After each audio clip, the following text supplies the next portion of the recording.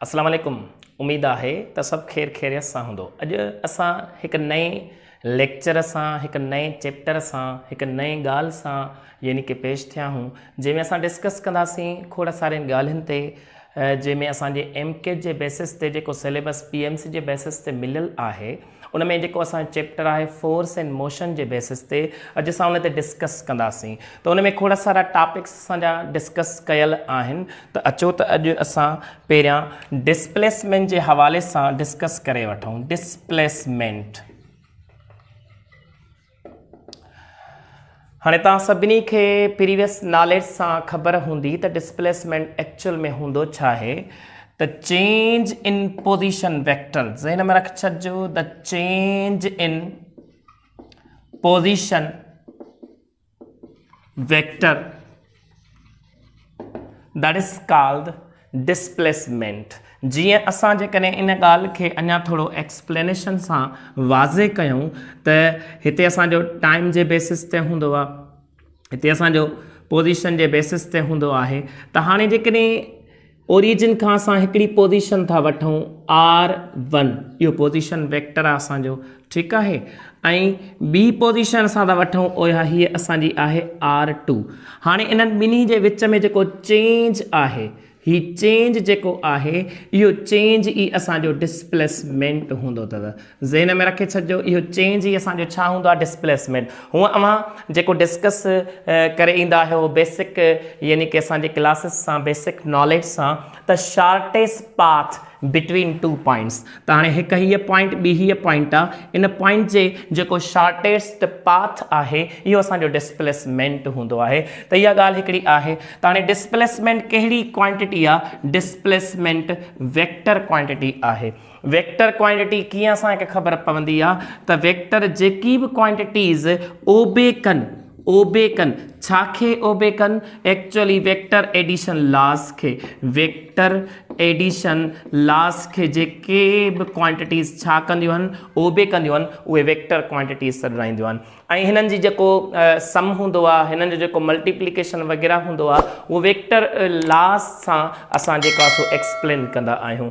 अच्छा, इन ॻाल्हि खे अञा थोरो एग्ज़ाम्पल सां सम्झूं त कीअं वेक्टर हूंदो आहे। जीअं वेक्टर एडिशन जे लॉस खे ओबे कीअं थो करे, त जेकॾहिं सपोज़ हिकिड़ो वेक्टर हुजे असांजो 3 मीटर्स, ॿियो वेक्टर असांजो हुजे 4 यानी कि मीटर्स।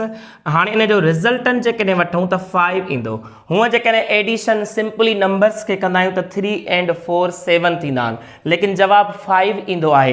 कीअं? अकॉर्डिंग टू पैथागोरस थ्योरम जॾहिं असां ॿ कंपोनेंट खणंदासीं त उन जो x वारो ऐं y वारो छा कंदा आहियूं, एड कंदा आहियूं ऐं उन्हनि जो स्क्वायरिंग कंदा आहियूं वैल्यू जे बेसिस ते, त पोइ उन जो होल रूट बि वठंदा आहियूं। हाणे 3 जो स्क्वायर 9 थींदो, 4 जो 16 थींदो, ही 25 अंडर रूट में अची वियो, त हिन जो परफेक्ट स्क्वायर छा थींदो, 5 थींदो।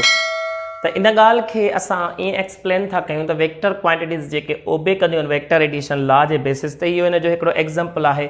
त जीअं असां हींअर पढ़ी आयासीं त जेके ही ॿ पोजीशन वेक्टर आहिनि जंहिंमें R2 minus R1 which is equal to the delta R, ऐं इहो जेको डेल्टा R आहे इहो एक्चुअल में असांजो डिस्प्लेसमेंट आहे।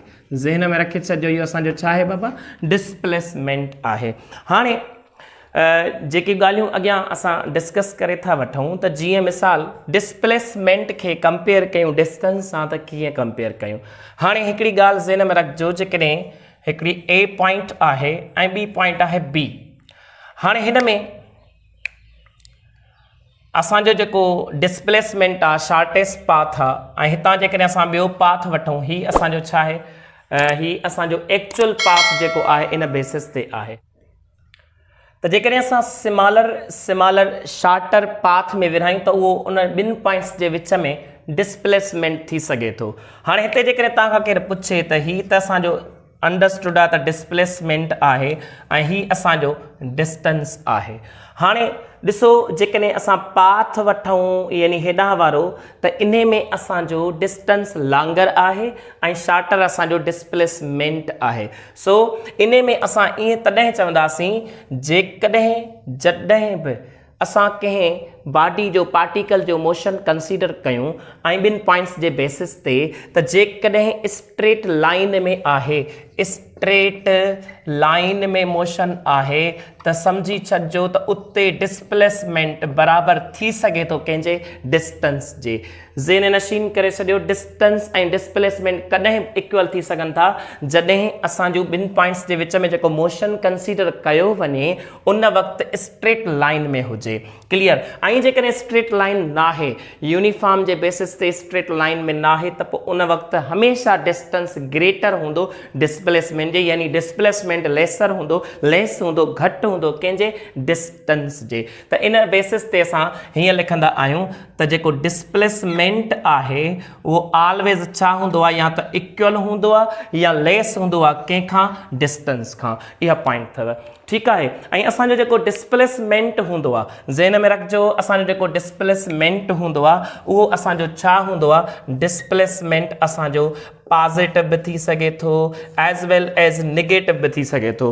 पॉजिटिव बि थी सघे थो, निगेटिव बि थी सघे थो, ऐं लाज़मी आहे इन बेसिस ते ज़ीरो बि थी सघे थो। हाणे पॉइंट छा आहे ज़ीरो जे बेसिस ते सम्झण जी, त ज़ीरो जो मतिलबु इहो हूंदो आहे त जेकॾहिं कंहिं पॉइंट तां कंहिं बि पार्टिकल मोशन पंहिंजो स्टार्ट कयो आहे ऐं उतां ई वरी सिधो वरी साॻी इनिशियल पोजीशन ते आयो आहे, त इन बेसिस ते असां छा सम्झंदासीं त इन जो डिस्प्लेसमेंट छा आहे, ज़ीरो आहे। जीअं एग्ज़ाम्पल करे वठूं सर्कुलर मोशन जे बेसिस ते, हीअ हिन जी ए पॉइंट आहे, ए पॉइंट खां शुरू थियो ऐं ए ते ई अची ख़तमु कयईं, त इते साॻी इनिशियल पॉइंट खां स्टार्ट थियो ऐं फाइनल बि उहा थी वियसि, त हिते डिस्प्लेसमेंट छा सम्झिबो, ज़ीरो सम्झिबो। ऐं डिस्प्लेसमेंट वेक्टर क्वांटिटी आहे, त जेकॾहिं राइट साइड वठंदासीं त पॉजिटिव हूंदो ऐं जेकॾहिं लेफ्ट साइड वठंदासीं त निगेटिव हूंदो। जेकॾहिं ॿई इक्वल आहिनि त पोइ ज़ीरो थी सघे थो। ऐं जेकॾहिं असां डिस्टेंस सां कंपेयर कयूं त डिस्टेंस एक्चुअल में पाथ कवर्ड हूंदो आहे, त इन जे करे ऑलवेज हुनजो मैग्नीट्यूड पॉजिटिव सम्झिबो आहे, निगेटिव डिस्टेंस न थींदो आहे इन बेसिस ते। ठीकु आहे। हाणे अॻियां जेकॾहिं हिकु ॻाल्हि सम्झिजे त हिते डिस्प्लेसमेंट खे डिस्टेंस सां कंपेयर था कयूं, सिंगल वैल्यूज़ में हूंदो आहे, सिंगल वैल्यूज़ में हूंदो आहे ऐं डिस्टेंस जा केतिरा बि पार्ट थी सघनि था। ज़हन में रखे छॾिजो त डिस्टेंस जा केतिरा बि पार्ट थी सघनि था। जेकॾहिं असां हिकिड़ो ए पॉइंट वठूं ऐं हिते बी पॉइंट वठूं, ए खां बी पॉइंट हीअ आहे ऐं हीअ असांजो हिकिड़ो रस्तो ॿियो आहे, हीअ असांजो टियों रस्तो आहे, त हीअ टियों रस्तो आहे, हीअ पहिरियों रस्तो हो ऐं हीअ असांजो ॿियों रस्तो आहे। हाणे हिन में ॿुधायो त डिस्प्लेसमेंट कहिड़ो थियो, ए खां बी ताईं जेको शार्टर पाथ आहे। त हाणे इन में असां ईअं चवंदासीं त इते डिस्टेंस जा वैल्यूज़ केतिरा बि थी सघनि था, लेकिन डिस्प्लेसमेंट जो ऑलवेज वैल्यू छा हूंदो आहे, सिंगल हूंदो आहे। त इहे हिकिड़ियूं पॉइंट्स आहिनि इन हवाले सां डिस्प्लेसमेंट जे बेसिस ते। हाणे असां अॻियां ऐं ॿी ॻाल्हि, डिस्प्लेसमेंट जे जेकॾहिं डायमेंशनली असां शो कयूं त डायमेंशन जेकॾहिं असां वठंदा आहियूं डिस्प्लेसमेंट जो, त आसान आहे, एम नॉट एल ऐं टी नॉट हूंदो आहे। त हाणे ॾिसो एम ते पावर 0 आहे, टी ते पावर 0 आहे, त इहे डायमेंशन लेस थींदा ऐं एल इज़ अ लेंथ आहे because displacement also is a length. इन बेसिस ते असां डिस्प्लेसमेंट जो छा वठंदा आहियूं, ही डायमेंशन्स वठंदा आहियूं। सो इन हवाले सां ही नोट करे वठो कुझु पॉइंटूं। त हाणे असां हिन ते प्रॉब्लम्स कयूं, डिस्कस कयूं त वाक़ई प्रॉब्लम जे बेसिस ते कीअं डिस्प्लेसमेंट फाइंड करे सघूं था। शाबाश। जी अचो त हाणे असां यानी कि न्यूमेरिकल जे हवाले सां डिस्प्लेसमेंट ते जेके हूंदा आहिनि मोस्टली, ईअं त हाणे खोड़ सारा असांजा क्वेश्चन थी सघनि था, लेकिन मुंहिंजे नज़र में जेके इंपॉर्टेंट आहिनि उहे ॾिसो त असां डिस्कस करे था वठूं। हाणे हिकिड़ो पार्टिकल आहे, a particle moving along x axis from initial position, any initial position to final position, which of the following shows the largest displacement. हाणे क्वेश्चन असांजो आहे, हेठियां ऑप्शन्स आहिनि, उन जे मुताबिक़ असांखे छा करिणो आहे, इहो जज करिणो आहे त डिस्प्लेसमेंट कहिड़े ऑप्शन जे मुताबिक़ असांजो लार्जेस्ट थी सघे थो। त हाणे पहिरें ऑप्शन में आहे त इनिशियल पोजिशन 2 आहे ऐं फाइनल पोजिशन 4 आहे। हाणे ॾिसो ॿई प्लस जा आहिनि, ॿिन्ही में डिफरेंस ॾिसो त डिफरेंस असांजो बसि डिफरेंस वठंदो तव्हांखे ख़बर पइजी वेंदी डिस्प्लेसमेंट जे बेसिस ते। छो जो असांखे ख़बर आहे त ॿिनि पोजिशन वेक्टर जो जेको चेंज पोजिशन हूंदो आहे, असां उन जे मुताबिक़ असां डिस्प्लेसमेंट काउंट करे वठंदा आहियूं। त हाणे ॾिसो 2 इनिशियल आहे ऐं 4 फाइनल आहे, त इन जे करे मां जेकॾहिं फाइनल मां माइनस कयां इनिशियल, त पहिरें ऑप्शन में 4 मां -2 कयूं त जवाब 2 आयो।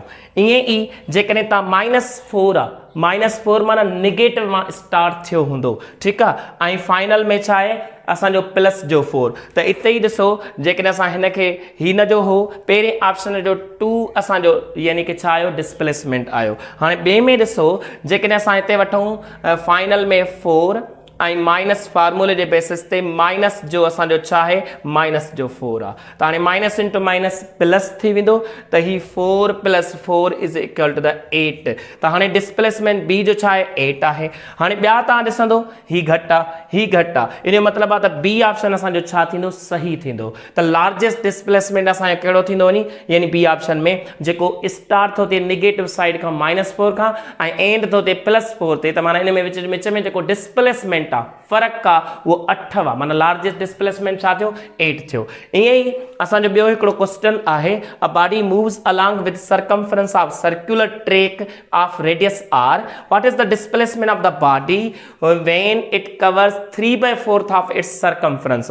हाणे इन में जेकॾहिं असां डिस्कस करे वठूं त ॾिसी सघो था त इन में असांजो जेको क्वेश्चन जो जेको कॉन्सेप्ट आहे उहो हीअं आहे, ही circumference of circle J basis ते सर्कुलर आहे ट्रैक। हाणे इन जो 1/3 कढूं, असां 1/3 कढूं, ठीकु आहे, 1/3 न 3/4 माना 3/4 असां कढंदासीं त ही हिन जो 3/4 आहे 3 पॉइंट। हिते असां हिकिड़ी पॉइंट कंसीडर कयूं ए, सही आहे, माना 3/4 जो हिस्सो माना हिन जो वरी ॿी पॉइंट माना हिकिड़ो हीअ पॉइंट वञी थींदी लाज़मी आहे। हाणे जेकॾहिं हिते असां 3/4 ही पार्ट वठूं ही पार्ट, त हिन जो जेको ॿिनि पोज़ीशन जो जेको चेंज हूंदो आहे उहो असांजो डिस्प्लेसमेंट हूंदो आहे, ही असांजो डिस्प्लेसमेंट आहे, ठीकु आहे। त हाणे जेकॾहिं हिते वठूं ही बि रेडियस आहे, ही बि रेडियस आहे, ठीकु आहे। त हाणे अकॉर्डिंग टू ट्रायंगुलर ही असांजो यानी रिज़ल्टेंट डिस्प्लेसमेंट थींदो r डैश, ठीकु आहे। त हाणे ॾिसो r prime is equal to the r + r, लेकिन असांखे ख़बर आहे त स्क्वायरिंग कबो आहे ऐं रूट वठिबो आहे, ठीकु आहे। त इन में असांजो थींदो 2r² अंडर रूट में। हाणे जेकॾहिं इन में असां r² जे बेसिस ते वठूं त असांजो छा थी वेंदो वञी माना ॿाहिरि कढंदासीं त r अंडर रूट में 2 अची वेंदो। त ॾिसो ही असांजो सी ऑप्शन थियो, r अंडर रूट 2 जे बेसिस ते ॿिया ऑप्शन सही न, सी ऑप्शन सही थींदो। जी त हाणे असां टियों नंबर प्रॉब्लम ॾिसो, the ratio of the magnitude of distance and displacement made by a car which drives from one end to another across circumference of semicircular path of diameter 50 meters। हाणे इन खे जेकॾहिं असां सम्झूं त ही असांजो टियों नंबर ही असांजो थींदो त ही असांजो डायामीटर आहे, ठीकु आहे। जेकॾहिं ही असांजो सेमी सर्कुलर ही आहे, ही असांजो सेमी सर्कुलर आहे, त ही असांजो डायामीटर आहे, ठीकु आहे। ऐं डायामीटर असांजो घणो आहे 50 मीटर, 50 मीटर्स आहे असांजो, ठीकु आहे।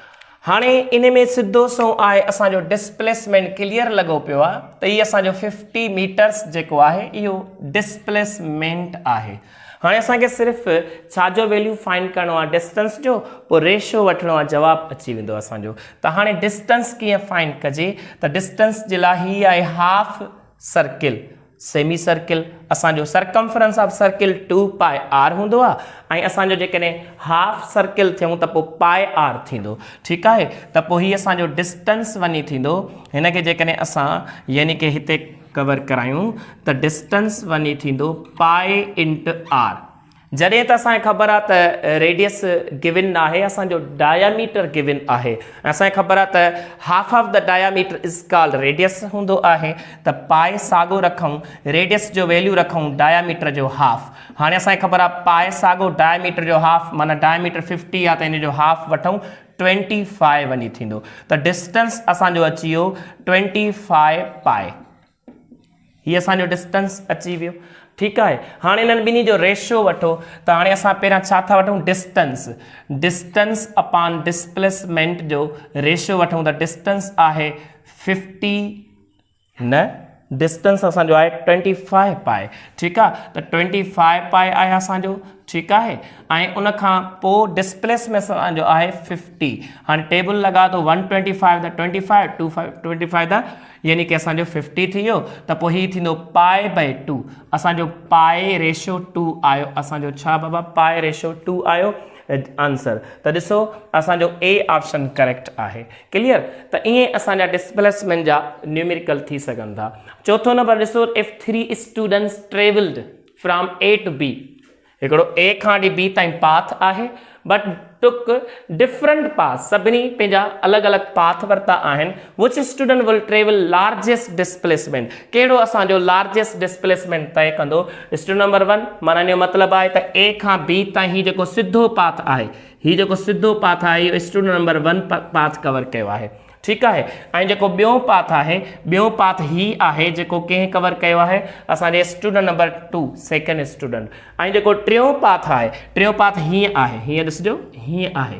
त हीउ जेको टियों पाथ आहे इहो टियों यानी 3 नंबर स्टूडेंट तय कयो आहे। हाणे ॿुधायो त क्वेश्चन जेको आहे त लार्जेस्ट डिस्प्लेसमेंट कहिड़े स्टूडेंट तय कयो आहे? ऑप्शन नंबर 1 एम स्टूडेंट नंबर 1 थी सघे थो, अलाए न। Student number 2 may be, student number 3 may be, या all student will travel same displacement. हाणे पाण सॼो ॾिसो 2 जेको आहे इहो डिस्प्लेसमेंट आहे, डिस्टेंस आहे। 3 वारो जेको पाथ आहे इहो असांजो छा आहे? डिस्प्लेसमेंट न आहे, डिस्टेंस आहे। असांजो नंबर 1 पाथ जेको आहे ए खां बी ताईं पहुचण लाइ इहो असांजो डिस्प्लेसमेंट थी सघे थो। इन करे डिस्प्लेसमेंट कवर करण जे लाइ सभिनी खे हिकिड़ो ई पाथ कवर करणो पवंदो, जेको नंबर 1 वारो आहे, शॉर्टेस्ट पाथ आहे, पर्टिकुलर यानी कि डायरेक्शन में आहे। त इहो सेंस आहे त डी ऑप्शन थींदो सही, यानी कि इन हवाले सां। हाणे ॾिसो नंबर 5 जेको असांजो आहे, a boy runs from one end to another end of a semi-circular track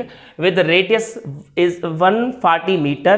His displacement is what? 280, 140 यानी कि 360 या असांजो 240 आहे। ठीकु आहे। त हाणे ॾिसूं आंसर कीअं थो अचे असांजो, गौर कयो हेॾे। त पाण ॾिसो जेको स्टूडेंट ट्रैक तो पाथ वठे कंहिं सर्किल जे यानी कि डायमीटर जे पाथ में, सेमी सर्किल जे पाथ में। ठीकु आहे, ही डायमीटर जो आहे। त हाणे डायमीटर असांखे ख़बर आहे त जॾहिं बि डायमीटर वठंदा आहियूं त ट्वाइस ऑफ रेडियस हूंदो आहे, माना डिस्टेंस जेको ट्रेवल कंदो उनखे डबल कयो वेंदो। ठीकु आहे। त इन बेसिस ते असांजो जेको आहे रेडियस जो वैल्यू मिलियल आहे 140। त हाणे जेकॾहिं पूरो सर्किल कवर करे हाफ सेमी सर्किल जे बेसिस ते, माना हीअ असांजो डायमीटर हिन ते कयो आहे, हिते हेतिरो रेडियस तय कयो आहे जेको 140 आहे। असांखे ख़बर आहे त ट्वाइस ऑफ रेडियस थींदो तॾहिं वञी डायमीटर मिलंदो। त माना 2 multiply by 140 is equal to 280 थी वेंदो। हीअ असांजो डायमीटर यानी असांजो डिस्प्लेसमेंट मिली वियो, which is equal to the option A. ठीकु आहे। त इहे असांजा कुझु MCQs थींदा आहिनि, क्वेश्चन्स थींदा आहिनि on the basis of displacement. हिननि जी प्रैक्टिस कयो, इनशाला अॻियां असां वरी डिस्कस करे था वठूं एवरेज वेलासिटी जे बेसिस ते, ऐं उन ते शॉर्टकट ट्रिक्स जेके हूंदियूं आहिनि असांजो उहे था फाइंड कयूं त किथे असांजी एवरेज वेलासिटी कहिड़े बेसिस ते यूज़ थींदी आहे, उन जा फार्मूला किथे ऐं कीअं यूज़ कबा आहिनि। ठीकु आहे, शाबाश, नोट करे वठो। हाणे अचो त असां डिस्कस करे वठूं एवरेज वेलासिटी जे बेसिस ते या एवरेज स्पीड जे बेसिस ते। त हाणे जेकॾहिं असां एवरेज वेलासिटी वठूं या average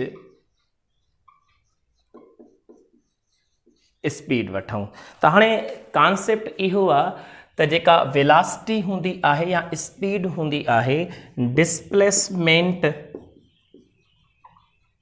covered by a body or particle with respect to time, this is called velocity। ठीक है। ऐं जॾहिं असां डिस्टेंस वठंदा आहियूं विथ रेस्पेक्ट टू टाइम त असांजो छा हूंदो आहे, इहो असांजो इहा हूंदी आहे स्पीड असांजी। ओके। त हाणे हिते हिकिड़ो सेंस आहे त जेकॾहिं का एवरेज वठणु था चाहियूं स्पीड जो या वेलासिटी जो, त असांखे कंहिं बि पार्टिकल जो जॾहिं बि एवरेज वठिणो पवंदो आहे, जॾहिं बि स्पीड जे बेसिस ते या वेलासिटी जे बेसिस ते असां छा वठंदा आहियूं, एवरेज वठंदा आहियूं, त टोटल वठिणो पवंदो आहे distance with respect total interval of time, total interval of time. ठीकु आहे। ऐं जेकॾहिं असां एवरेज वेलासिटी कंसीडर कयूं त पोइ डिस्प्लेसमेंट त हिकिड़ो ई सिंगल वैल्यू में हूंदो आहे, टोटल जेको हूंदो उहो सिंगल वैल्यू में डिस्प्लेसमेंट हूंदो, टुकड़नि में पार्ट्स में या घणनि वैल्यूज़ में न हूंदो आहे, जीअं सवेर असां डिस्कस करे आया हुआसीं। ठीकु आहे, त जेको बि टाइम थींदो टोटल इंटरवल उन में डिस्प्लेसमेंट कवर थियण में, त उहो असां टोटल इंटरवल वठंदासीं टाइम जो। सही आहे, त इहो असांजो छा आहे एवरेज वेलासिटी। एवरेज वेलासिटी खे डिफाइन कीअं कयूं त rate of change of position, rate of change of position with respect to time चई सघूं था। पोजीशन जे बेसिस ते असां छा वठूं, डिस्प्लेसमेंट वठूं, छो जो चेंज ऑफ पोजीशन छा हूंदो आहे असांजो डिस्प्लेसमेंट हूंदो आहे। त असां इहे चई सघूं था त rate of displacement is non as what, velocity. कहिड़ी असांजी एवरेज वेलासिटी करे वठंदा आहियूं। त हाणे हिन में कुझु मुख़्तलिफ़ सिचुएशन्स हूंदियूं आहिनि, त जीअं जेकॾहिं को बि पार्टिकल आहे, का बि बॉडी आहे, जेकॾहिं मुख़्तलिफ़ यानी कि असांजे पार्ट्स में टुकड़नि में यानी कि डिस्प्लेसमेंट कवर करे थो विथ रेस्पेक्ट टू टाइम, त पोइ असां हुनखे स्पीड जेकी एवरेज काउंट कबी उहा d1 plus d2 plus d3 with respect to t1 plus t2 plus t3 असां जेको टाइम टोटल वठंदासीं उन जे बेसिस ते असां छा वठंदासीं t1 plus t2 plus t3 असांजो इहो थींदो। ऐं जेकॾहिं असांजी जेकॾहिं ॿिए फार्मूले जे बेसिस ते वठूं त टाइम इक्वल न हुजे, time is not equal at each interval या एट ईच इंस्टेंट। ठीकु आहे, त t1 is not equal to t2 or is not equal to t3, त पोइ कीअं वठिजे, पोइ असां छा वठंदासीं, हिते डिस्टेंस या डिस्प्लेसमेंट असांखे ख़बर आहे, जेकॾहिं असां सभिनी खे इहा ख़बर आहे त स्पीड बराबरि या वेलासिटी बराबरि हूंदी आहे डिस्टेंस अपॉन टाइम जे, असांखे डिस्प्लेसमेंट त पोइ ही v इंट t थी वेंदो, त हीअ असांजो डिस्टेंस या डिस्प्लेसमेंट थी वेंदो आहे। त असां हिते d सां ज़ाहिर था कयूं, d सां ज़ाहिर था कयूं, त पोइ हिन जे बेसिस ते असां d जी जॻह ते v इंट t लिखी सघूं था, v इंट t, लेकिन असां डिस्प्लेसमेंट वठूं था त v1 int t1 plus v2 int t2 plus v3 int t3। इहो तॾहिं जॾहिं असांजो टाइम अनइक्वल हुजे। ठीकु आहे, त पोइ उन वक़्तु डिस्प्लेसमेंट जे बेसिस ते असां स्पीड इंट टाइम करे वठंदा आहियूं, पोइ t1 plus t2 plus t3 उहो साॻियो असांजो टोटल इंटरवल ऑफ टाइम हूंदो आहे। ठीकु आहे, त इन बेसिस ते असांजा इहे फार्मूला हूंदा आहिनि, यूज़ थींदा आहिनि। हिकिड़ो ॿियो बि एवरेज जो फार्मूलो हूंदो आहे, ॾिसो हाणे हिन में असांजा केतिरा फार्मूला थी विया, टोटल डिस्प्लेसमेंट अपॉन टाइम या टोटल डिस्टेंस, डिस्टेंस जेकॾहिं मैग्नीट्यूड वठूं डिस्प्लेसमेंट जो त पोइ उहो डिस्टेंस हूंदो आहे। ठीकु आहे, त पहिरियों फार्मूलो असांजो हिन जे बेसिस ते आहे, ॿियो फार्मूलो असांजो ही आहे, टियों फार्मूलो जॾहिं टाइम अनइक्वल वठूं उन जे बेसिस ते, ऐं जॾहिं टाइम बराबरि हुजे t1 बराबरि t2 या t1 t3 अहिड़े तरीक़े सां, त पोइ एवरेज स्पीड कीअं वठिबी आहे।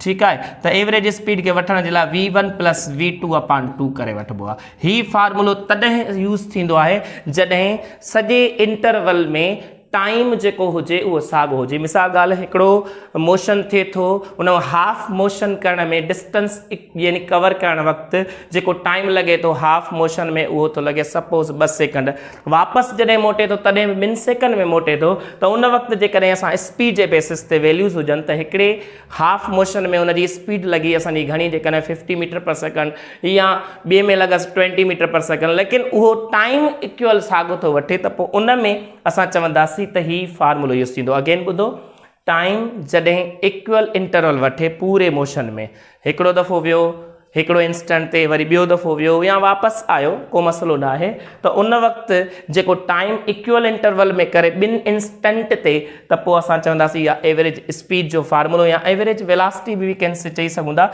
लेकिन एवरेज वेलासिटी तॾहिं काउंट करे सघूं था जॾहिं असांजो रिटर्न न थिए, बेक न थिए, छो जो हिकिड़े ए खां बी पॉइंट ताईं को ऑब्जेक्ट वञे थो या पार्टिकल वञे थो, वरी बी खां ए तरफ़ अचे थो, त हिते वेलासिटी 0 थींदी एवरेज। ज़हन में रखिजो, because velocity is a vector quantity, त इन जे करे इनिशियल पॉइंट खां शुरू थिए वरी इनिशियल ते ई ख़तमु अची थिए, त पोइ असां चवंदासीं त इते उनजी वेलासिटी 0 थींदी, लेकिन स्पीड एवरेज वारी 0 न थींदी हरगिज़। ठीकु आहे, इहो हिकिड़ो सेंस आहे। ऐं जेकॾहिं इक्वल डिस्टेंस में को इंटरवल थे, त असां इक्वल डिस्टेंस जे बेसिस ते ॻाल्हि करे रहिया हुआसीं त जेकॾहिं इक्वल डिस्टेंस कवर थिए कंहिं मोशन में पाथ में, ठीकु आहे, त उन वक़्तु जेको एवरेज वेलासिटी यानी एवरेज स्पीड चवंदासीं, त पोइ उन वक़्तु जेको फार्मूलो थींदो उहो थींदो 2v1 इंट में v2 अपान में v1 प्लस v2। इहो ज़हन में रखे छॾिजो, ही फार्मूलो शॉर्टकट ट्रिक में अथव। त जॾहिं बि एवरेज स्पीड खे जेकॾहिं काउंट करणो हुजे इक्वल डिस्टेंस शो थिए, मिसाल ॻाल्हि हिकिड़े मोशन आहे ओवरऑल 50 मीटर हेॾां कवर कई 50 मीटर ॿिए तरफ़ उन स्पीड में, मिसाल ॻाल्हि हिकिड़ो पार्टिकल आहे जेको 20 किलोमीटर पर आवर सां वियो, ठीकु आहे, 20 किलोमीटर पर आवर सां वियो, लेकिन डिस्टेंस साॻियो तय कयो हई, ठीकु आहे। वरी पोइ ते जेॾी महिल आयो त उनजी स्पीड जेका सो थी वई 15 kilometre per our J basis ते, त उन वक़्तु जेॾी महिल वापसि पियो अचे त पोइ उन वक़्तु बि जेको डिस्टेंस हुयो उहो साॻियो पाथ हुयो उन में, लेकिन स्पीड हुन घटि करे छॾी, ठीकु आहे। त इन बेसिस ते असां जॾहिं बि अनइक्वल जेको इक्वल डिस्टेंस हुजे ऐं जेका स्पीड हुजे उहा डिफरेंट हुजे त उन वक़्तु जेको फार्मूलो यूज़ थींदो 2v1 v2 अपान v1 प्लस v2।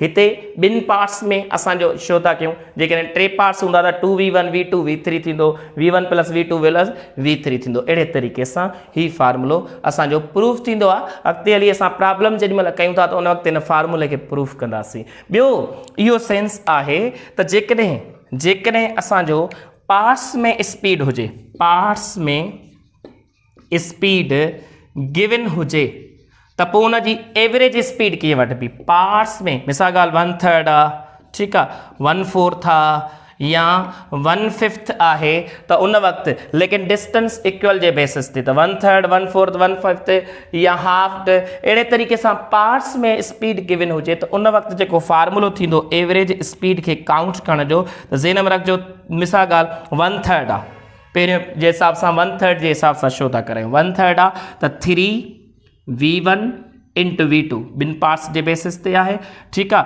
त हाणे 3 आहे त 3 जो -1 करे हिते लिखंदासीं 2v1 प्लस में v2। अहिड़े तरीक़े सां ही फार्मूलो अथव, ट्रिक शॉर्ट ट्रिक अथव, सो ज़हन में रखी छॾिजो। जेकॾहिं 1/3 पार्ट में अचे थी त 3v1 v2 अपान में 2v1 प्लस v2 रखंदासीं, ठीकु आहे। 3 मां हिकिड़ो माइनस करे रखंदासीं, डिवाइड में पाणे जवाबु अची वेंदो। वरी जेकॾहिं 1/4 था त 4v1 इंटू v2 रखंदासीं, अपान में 4 जो घटि रखंदासीं 3 रखंदासीं हिते, त 3 असां छा वठंदासीं 3v1 प्लस में v2। अहिड़े तरीक़े सां जेकॾहिं 1/5 था त पोइ असां छा रखंदासीं 5v1 v2 अपान में 5 मां माइनस कयो त 4 अची वेंदो, 4v1 प्लस में v2। अहिड़े तरीक़े सां हीअ शॉर्टकट ट्रिक अथव त जॾहिं स्पीड पार्ट्स में गिवन हुजे ऐं एवरेज स्पीड मालूम करणी हुजे त पोइ हीअ असांजो यानी कि फार्मूलो हूंदो अथव जनरल 3v1 v2 जेकॾहिं 1/3 आहे अपान में 2v1 प्लस v2 1/4 था त अहिड़े तरीक़े सां ही 1/5 था अहिड़े तरीक़े सां ही। त ही असांजा शॉर्ट ट्रिक्स फार्मूला हूंदा आहिनि, इन बेसिस ते असां यानी डिस्कस करे था वठूं। अञा ॿी ॻाल्हि, जेकॾहिं असांजी स्पीड किलोमीटर पर आवर में आहे, ॿुधी छॾियो, किलोमीटर पर आवर में आहे, मिसाल ॻाल्हि 36 किलोमीटर पर आवर आहे, इन खे मीटर पर सेकंड में कन्वर्ट करिणो आहे त 36 साॻियो रखिबो, इन खे असां जेको कन्वर्ट करे रखंदासीं त 5/18 सां डिवाइड कंदासीं। ज़हन में रखे छॾिजो, 5/18 सां डिवाइड कंदासीं त इहो कन्वर्ट थी वेंदो। हिते ॾिसो 118 द 18 218 द 36 25 द 10, ॾिसो 10 मीटर पर सेकंड अची वियो जवाबु, ठीकु आहे। त ही 5/18 केॾां आयो त किलोमीटर जी जॻह ते असां 1000 मीटर लिखंदासीं ऐं 1 जी जॻह 3600 असां जेको आहे सो सेकंड्स में रखंदा आहियूं। त हिननि खे जॾहिं डिवाइड कंदासीं त 5/18 अची वेंदो। त हाणे ॾिसो टेबल हणणु आसान आहे, त इन बेसिस ते जॾहिं बि अव्हांखे किलोमीटर पर आवर में गिवन हुजे त उहो वैल्यू रखिबो, बाक़ी 5/18 सां डिवाइड कबो, ठीकु आहे, मल्टीप्लाई करे जवाबु कढंदो त मीटर पर सेकंड में अची वेंदो। पर इते ई ॾिसो वेरीफाई कयो, तव्हांजो 10 मीटर पर सेकंड आहे ऐं इन खे तव्हां कन्वर्ट करिणो आहे किलोमीटर पर आवर में, त पोइ तव्हां छा कंदो, ज़हन में रखे छॾिजो, इन खे रेसिप्रोकल कयो, इन ई 10 खे मल्टीप्लाई कंदो 18 छा सां 5 सां, ज़हन में रखिजो 18/5 सां, त ॾिसो 15 द 5 25 द 10 ऐं 218 दा 36 ॾिसो साॻियो 36 किलोमीटर पर आवर अची वियो त इहो हिकिड़ो शॉर्टकट ट्रिक अथव या PMC जे बेसिस ते असां चई छॾियूं त उन वक़्तु जॾहिं बि तव्हांखे टाइम छो जो कैलकुलेटर त कोन हूंदो त टाइम मैनेज करण जे लाइ हीअ शॉर्टकट ट्रिक आहे त 36 किलोमीटर पर आवर खे जेकॾहिं मीटर पर सेकेंड में कन्वर्ट करिणो आहे त 5/18 सां डिवाइड कंदो ऐं जेकॾहिं अव्हांखे किलो यानी कि मीटर पर सेकेंड वारे खे किलोमीटर पर आवर में कन्वर्ट करिणो आहे त पोइ 18/5 सां डिवाइड कंदो जवाबु तव्हांजो अची वेंदो त इहो हिकिड़ो सेंस अथव यानी कि इन हवाले सां टाइम मैनेज करण जे बेसिस ते त हीअ कुझु शॉर्टकट ट्रिक्स आहिनि हाणे असां इन्हनि ते न्यूमेरिकल करे था वठूं जेसि ताईं ही तव्हां नोट करे वठो स्क्रीनशॉट कढो शाबाश जी अचो त हाणे असां डिस्कस करे वठूं on the basis of average speed numerical on the basis of MCQs तो हाँ ॾिसो a motorist travel A to B at a speed at 40 kilometre per hour हिकिड़ी स्पीड असांखे मिलणी आहे एंड रिटर्न्स एट स्पीड माना रिटर्न कंदो साॻे डिस्टेंस जे बेसिस ते at speed of 60 kilometre per hour his average speed will be what फार्मूलो तव्हांखे ॿुधाए आयो आहियां पहिरियां असां डिस्कस करे आया आहियूं त जॾहिं बि सेम पाथ में रिटर्न थिए त उन जे लाइ असां शॉर्टकट एवरेज स्पीड वारो फार्मूलो पढ़ंदा आहियूं छा 2v1 v2 अपान में v1 प्लस v2 ठीकु आहे ही एवरेज वैल्यू जे बुनियाद ते स्पीड जो फार्मूलो फाइंड करे सघो था ॾिसो हाणे 2 साॻो फार्मूले वारो v1 असांजो केतिरो आहे 40 आहे मल्टीप्लाई में असांजो जेको ॿियो वैल्यू आहे असांजो 60 आहे उहो रखोसि डिवाइडेड में v1 असांजो 40 आहे प्लस में 60 आहे त हाणे जेकॾहिं तव्हां यानी कि मल्टीप्लाई डिवाइड कंदो त जवाबु छा ईंदो हेठि ईंदो 100 ठीक है तो ही मल्टीप्लाई करे वठो 2 4 दा 8 800